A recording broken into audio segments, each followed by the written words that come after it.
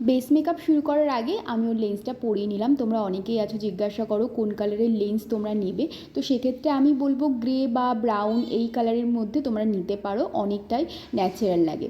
যাই হোক, আমি এদিকে ওর বেস প্রিপারেশনটা স্টার্ট করে দিয়েছি, আর কাজ করতে করতে ও বিয়ের দিনের লুকটা শেয়ার করছিল ওর বাড়ির লোকের, ইভেন ওরও খুব লুকটা পছন্দ হয়েছে।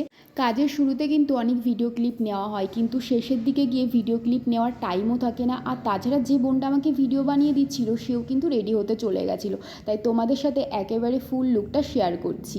সব কিছু গুছিয়ে আমি যখন ওর ভেন্যুতে গিয়ে পৌঁছালাম তখন অলরেডি গেস্ট আসা শুরু করে দিয়েছে। তো এসবের মাঝখানে কোনো রকমই কিছু ভিডিও ক্লিপ নিতে পেরেছি, জানি না কতটা তোমাদের সাথে লুকটা শেয়ার করতে পারলাম। চারপাশের ডেকোরেশনটা কিন্তু অনেক সুন্দর ছিল, তাই দাঁড়িয়ে দাঁড়িয়ে একটু ভিডিও নিয়ে নিলাম। আর এরপরে কিন্তু আমাকে দাদা নিতে চলে এসেছিলো, কারণ আজকেও আমার রাত হয়ে গেছিলো। ঠিক রাত বলবো না, অ্যাকচুয়ালি আমি যে লোকেশনটায় কাজে গেছিলাম সেখানটাতে একটু গাড়ি পাওয়া প্রবলেম ছিল, তাই দাদা আমাকে কিন্তু আজকে